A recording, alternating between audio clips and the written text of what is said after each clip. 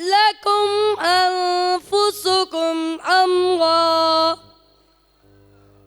فصبر جميل والله المستعان على ما تصفون.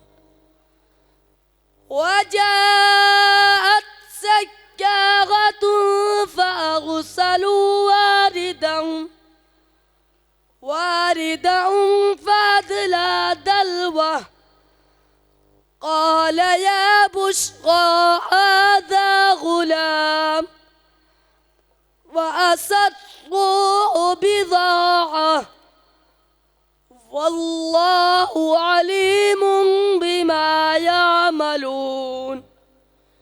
فشروه بثمن بخس دراهم معدودة وكانوا فيه من الزاهدين.